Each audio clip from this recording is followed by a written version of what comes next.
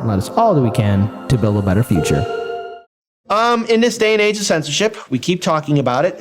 There's this massive wave of cancel culture. Censor this. Beware of this person. Don't watch this person. Oh no, I stubbed my toe. I'm blaming everyone. That book over there. Silence this. Daniel, how dare you speak? Kira, how dare you speak? FaZe, what are you doing? What are all of you doing? How dare you think for yourselves? Well, now it looks like very similar to Joe Rogan, Russell Brand is now being smeared by mainstream media because somehow, woogie boogie boogie, Russell Brand, just like Susan Sarandon and Jill Stein, Joe Rogan and Jimmy Dore and Dave Chappelle and Tulsi Gabbard. Oh, isn't it amazing? They're causing World War IV. Fuck World War III. It's World War IV. It's amazing. It's like everyone that disagrees with mainstream media just happens to be a Russian asset or a traitor. It's amazing how it works out that way. I'm sure there's no underlying thing to read into that. So I want to pull up this first video here, right? And it has to deal with, not this video. Sorry, I apologize. I did this article. How did Russell Brand go from stand-up stardom to peddling YouTube conspiracy theories? I got to be very careful how I'm going to be reading this article because, again, YouTube could get upset. By the way, can I just point out that if you said that the Iraq War wasn't under the pretenses that it was when it started, you are a conspiracy theorist. Conspiracy theory literally just means you believe that more than one person is doing something. Right. So if your parents are going behind your back to surprise you with a birthday, that's a conspiracy theory. It is a conspiracy. It's a conspiracy. Yeah. Everything is a conspiracy. So, when did Russell Brand decide comedy wasn't enough for him? Oh my God! When was it? For most, the date. For most of his time in the public eye, the Essex-born funny man has been better known for his offstage antics than any particulars of his comic craft. There was his short-lived marriage to Katy Perry. Katy Perry. Yeah. I love that the start of this article is he's not even a good comedian. He's not a good comedian. What this guy actually, here's the thing. This article looks like somebody who's very jelly or has a secret crush. Yeah. Russell Brand. I mean, I looked into him, the author of this article. Yeah, okay. Seems pretty there you go. Milquetoast, honestly. You were mentioning that he's not even a real reporter. He's just like he's an entertainment writer, reviewer, sort of, thought provoker, but he talks about entertainment media mostly. Yep. Yeah. So his bullying of Andrew Sachs over voicemail on Jonathan Ross' radio show, his vocal objections to voting in general elections back in 2013. Well, he's not wrong, So there you go. I love how he's like, we have to go all the way back to 2013. Well over a decade from all that, his personal website now describes him as an award-winning comedian, actor, author, and passionate activist for mental health and drug rehabilitation, and more grandiosely, a public thought leader. He could still make you laugh. Well, oh boy, that's kind of a little jab. This author might have a schoolgirl crush on Russell Brand. No, there's so much salt in this article. Like, he seriously has what'd you find out? What'd you find out against Russell Brand? Yeah, I mean, I watched a bunch of the videos that he mentions in the article, and I don't really see all that much of an issue with what he says in any of the videos. Honestly, he just points out a lot of hypocrisy and questions, like how can the West put this sort of like moralizing and virtue signaling to the world when we haven't been, following those virtue signals ourselves, and so that's basically what I saw out of Russell's video. So then I went back and reread this article just to kind of see what this Lewis Chilton guy was saying. And what's really interesting about this entire article, if you read it in its entirety, he doesn't actually ever take any specific issue with what that Russell Brand talks about and debunks it.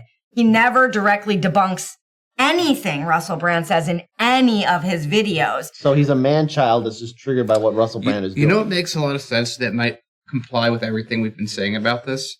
But let's say the writer actually does like Russell, but his editor's like, we need you to write a negative article on Russell, and you're the guy that knows the most about it, so write something. Honestly, that's what it sounded like to me. That was actually the conspiracy theory I made up in my brain when I was reading this. The closest he gets to debunking Brand in this article is he says, quote, last year's So Trump was right about Clinton and, the Russian collusion. Featured some particularly egregious mistruths. Egregious, huh? Yeah, that's the only line. And then he never goes into what mistruths there were, what articles that you could link to in order to read about what the actual, he never actually debunks anything in this article. Just to be clear, because when I was reading it as I was walking outside with my daughter, I'm reading it and I've never watched or listened to Russell Brand other than in some of his, like drug rehab, transformational education stuff, because I work in transformational education and trauma and all of that. So I know him from that area. So I'm reading this article, right? Someone who doesn't really know anything about what Russell Brand says politically. And I was like, oh gosh, I didn't know that I kind of knew Russell Brand was like a kook, but like in the best kind of way, right? Like a kook, the way that I'm a kind of a kook, right? And so I was like, I didn't realize he was like this, really bad, misrepresenting information online and all of this stuff. And then when I watched 5 different Russell Brand videos today, all of which they point to in this article. And I'm honestly at a loss insofar as like the misinformation, because Brand is very, very clear about like where he stands, politically, that this is not a fair and balanced conversation. This is what I believe, and, he also always expresses like, hey, listen, I do this other thing for a living. This is just something that interests me, and this is what I know, and I hope that I can inform you further. It's never like I'm the truth and I am the only truth out there, so you must actually, be beholden to what I'm saying and only that. There's nothing like that. And so, I think one of the, initially when I saw that we were going to do a story on smearing Russell Brand, I was like, I don't care about Russell Brand. Who cares? But I think this speaks to like a larger issue, which is when you see articles like this, like you do your own digging, like even listening to us, I just said, he literally said one thing that got somewhat close to debunking something and it never did. I invite you, go back and reread. My eyes may have missed something. I am merely a human being. Here's what you missed, Kira, and Daniel, pay close attention to this one too. Okay. In this great paragraph right here, because this is how you know this author either has a schoolgirl crush on Russell Brand, or maybe he's just really just envious of him. So with his beard, long hair. Well, I don't have loose-fitting shirts. Loose wide-neck shirts. You should wear caps like he does. I know. Maybe I should. It's hard to shake the sense that there's something cultish about Brand's whole presentation. I love he's basically like, he has a beard and a hat. A beard and a hat. Oh, wait. And you also forgot, long flowing hair. So he has a beard, a hat, and hair. Yeah, so there you go. So the thing is, I've been seeing a few other articles where people are saying that Russell Brand is right-wing, that he's conspiracy theorists, he's all this. But the thing is, look, to our audience, you need to see things through different perspectives, different points of view. And yes, our corporate media is a mess, but independent media is here. And here's the thing.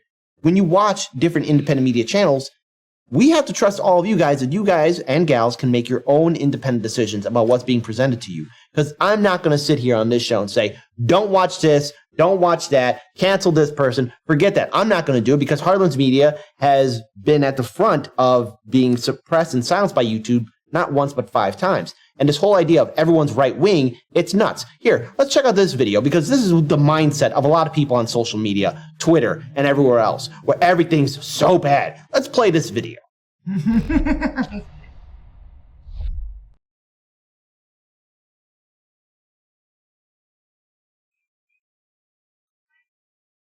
We have audio? What? That is so right-wing! Here. Oh, so right-wing. Ow. Racist. Play it again. I cannot believe he broke up with you over text. That is so right-wing. Babe, do these jeans make me look right-wing? Do I look right-wing? Oh, Snape is so right-wing. I look like a Russian asset. You look like an asset. Oh, so right-wing. So right-wing. Ow. Racist. So, let's go ahead and pause it right here. And before... No, racist. Anyways. So I'm gonna start using that though. God, that is so right wing. That is so right wing. Every time so we there you disagree go. with something, yes. Yeah, everything's right wing. So the thing is, look, we all have to trust our own opinions and our point of views. And the thing is, right now, you have the United States government, big tech, corporate media, silencing and censoring, of course, RT America and anything else that's outside the corporate media narrative that's being presented to the American people and, dare I say it, to the Western world as a whole, because censorship is never the answer. So here's Russell Brand. This is a short video excerpt of him explaining his point of view and perspective. Now, I'm not asking anyone to like him or defend him or anything like that, but here's the thing. He's entitled to his opinion and point of view and perspective. That's the whole idea of free speech and independent media and free thinking media. So let's hear it from Russell Brand, his perspective and point of view. And if it offends you, well, there's nothing I can do about it, because at this point in time, everyone's got to learn to grow up. If this offends you, I don't care. Yeah, exactly. You know what? That's the Rogan perspective right there. I just don't care. There you go. Let's play it.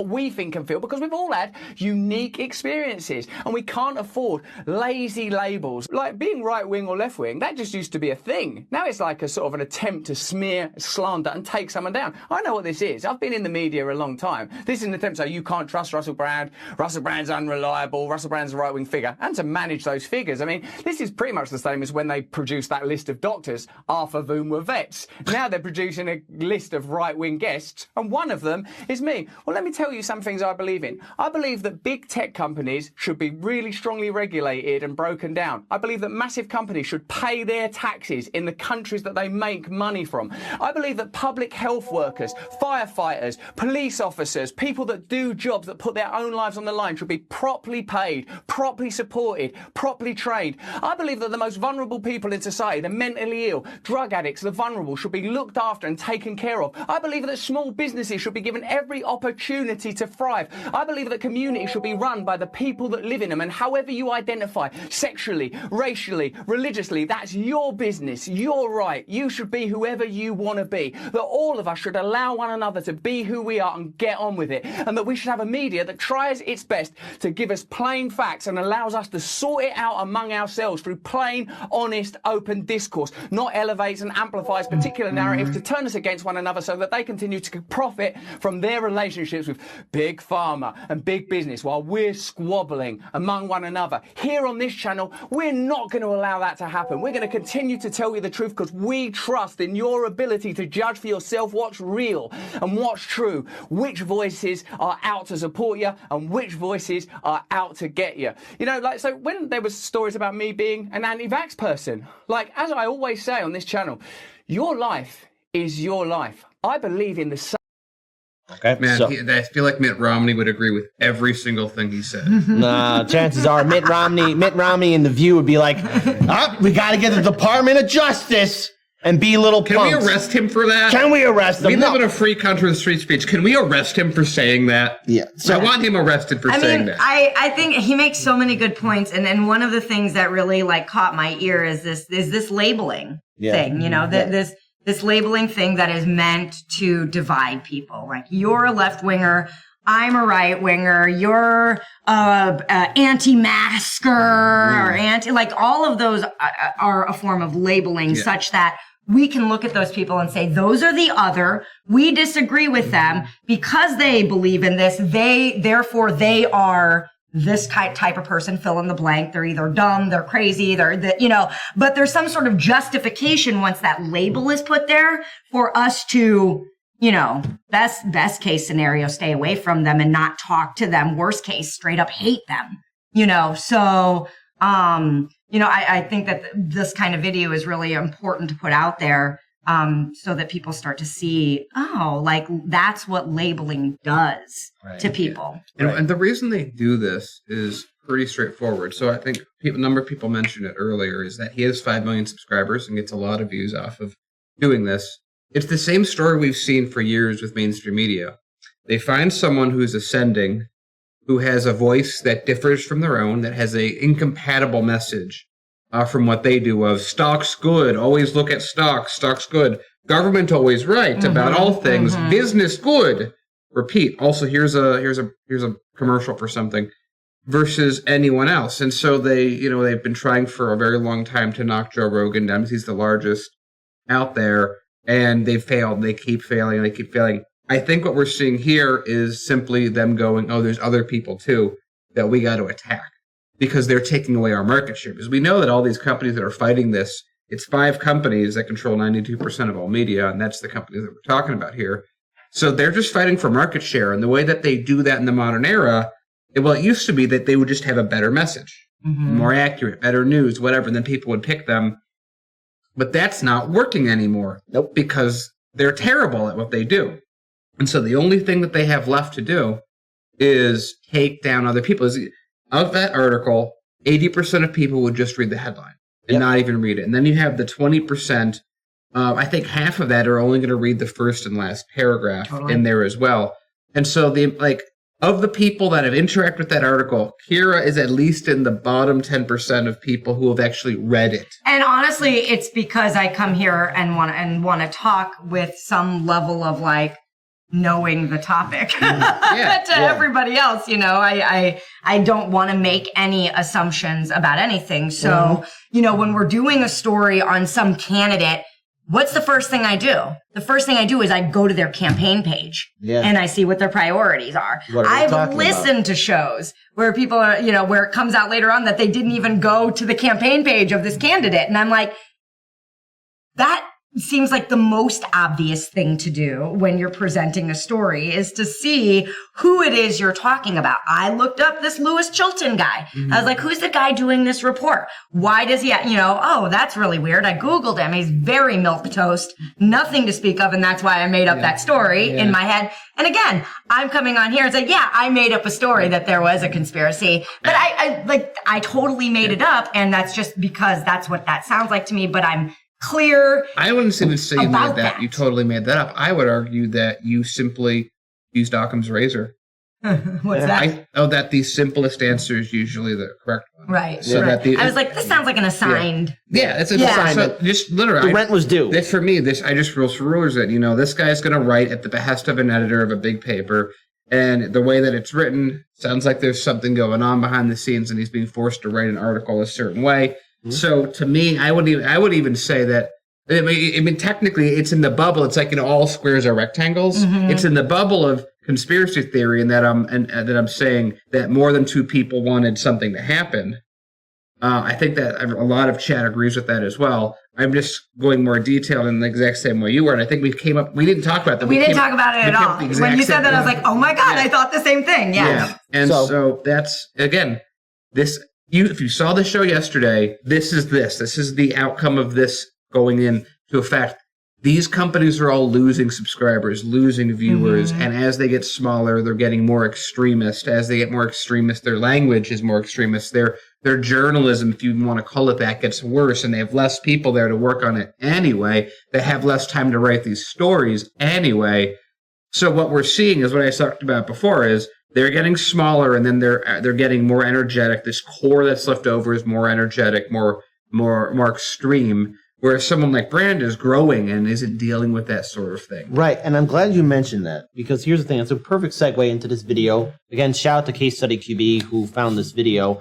And again, this is bigger than Russell Brand or Joe Rogan or anybody on social media. Because right now we're in this day and age of censorship. And here's the thing. There's a reason why people aren't trusting corporate media and the way it's reacting, because look at this horrifying conflict in Ukraine. This is an example of censorship getting out of hand, because here you have, again, corporate media outlet, MSNBC, talking about censoring RT, but also censoring news media outlets from Venezuela and other Latino countries, Latin American countries in the Western Hemisphere. So let's play this video in its full entirety. NBC News is reporting that Russian propaganda about the war in Ukraine is spreading in Spanish. All across social media, watchdog groups say some Russian-backed videos have gotten over 2.5 million views. Joining us is MSNBC political commentator and president of Voto Latino, that's not a lot. Maria Teresa Kumar. Maria Teresa, it's great seeing you. We know that a lot of this information is coming through Russian news outlets that have Spanish-language programming, Sputnik Mundo, Actualidad RT.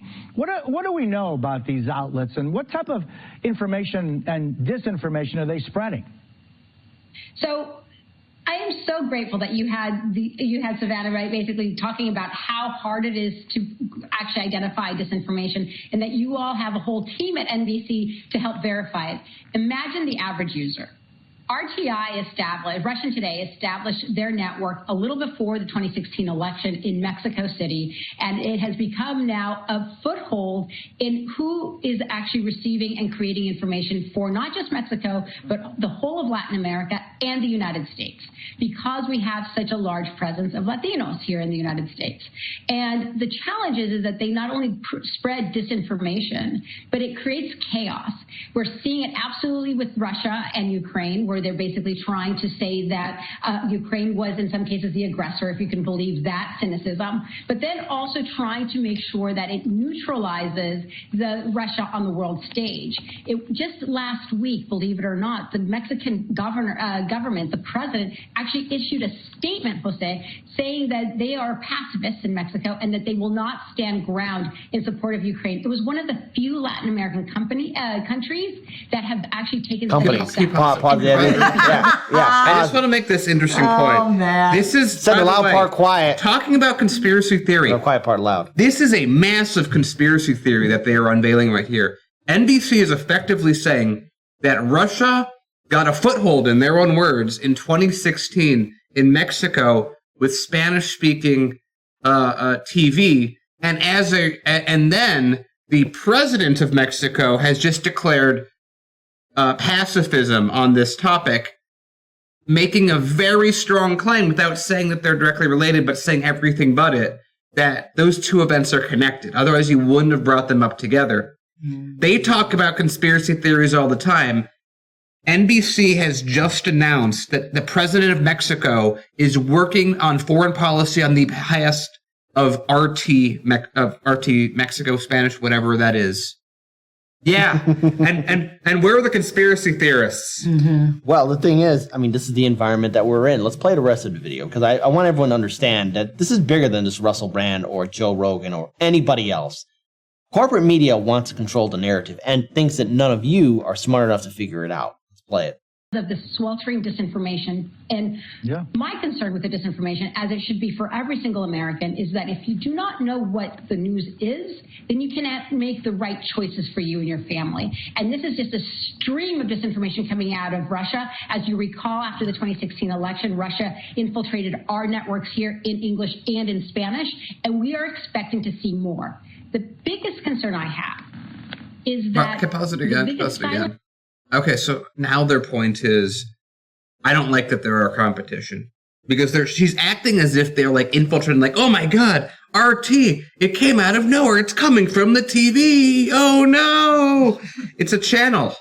You have a certain package, you click buttons on a remote, Russia Today pops up. Well, this is corporate media, Daniel. They don't know how to do research anymore. That's what I'm saying, they've gotten rid of all those people. Yeah. So it's like, everything that we're seeing thus far in this segment is literally just conspiracy theory followed by conspiracy theory. Outlandish conspiracy theories. You know what I'll say to all this? Looks pretty right-wing to me. Well, I mean, and the hypocrisy that is involved in reporting on something like this, so like straight-faced without mentioning like, oh, but we'll propagandize the hell out of you too. Yeah. which is pretty right-wing. And if we can, Daniel, hold on, we got one other announcement. Go ahead. It's very, very quick. Here's a way that they could rephrase that entire segment. Hey guys, did you know that RT is on other channels and in other countries? We don't like that. Yeah. But you know what? Well, and you know, just like you should with every single news outlet, always make sure you're fact checking, because, you know, every single news outlet has some sort of motive, some kind of motive. It usually has to do with making money. And profit. And be aware of those things regardless of the outlet that you're going to. You know? Yeah, exactly. Let's play the rest of it. You know, disruption that we could see in the 2022 election is the massive amount of disinformation targeting American Latinos who are Spanish dominant. And this is something that we should be paying very, very close attention to. So I look forward to perhaps having more reporting from you on that. We will indeed, thanks to your voice, Maria Teresa, as always. And we wanted to talk about also, it's not just RT in Espanol, but there's Telesur that is owned by the Venezuelan government. And has Venezuela, for look out. 10 years now been spreading disinformation. Wait, let's pause it here real quick. Among other places. Didn't the Biden-Harris administration send somebody there to ask Venezuela, can we have some of your oil, please? Yeah. You got some of that oil? Got some of that oil? Share some of that oil. Why aren't you sharing that oil? That's so right-wing. Come on, man. Come on, Jack. Let's play the rest. Places supporting the Cuban regime, the Nicaraguan regime. We'll talk about that. Also in Miami, and we're seeing them pop up in Miami right now. Basically, a Spanish language OAN equivalent has now popped out on radio. Attention to that. So thank you. Yeah. Thank you, Jose. Thank you. They exist on radio. Radio? That's unheard of. What is a radio station anyway? Never heard. Do they just tunnel into the U.S. under the border? Do they go? Do the radio waves come into the U.S. On the backs of our cartels carriers with like cantaloupe legs or however that guy said it that one time? Yeah. That sounds pretty right wing, by the way. That's pretty right wing. So as a final note for this, look, everyone, it's just going to keep on getting worse until people stand up and say no more. Defend your right for free speech. Support independent media. Be a free thinker. Don't go around saying, oh, this is right wing or that's left wing. Look, don't use those labels. Stand up, think for yourselves, and more important, racist. Well, and just understand that, like, you know, every human being is a mix of right wing, left wing, moralities and laws, rules, and anarchy. Like, all of us have our own sort of like compilation of those things. We're very complex beings, you know, and so putting anybody in a single bucket is usually going to be incorrect. Mm-hmm. Yeah, that's a great note to end it on, Kira.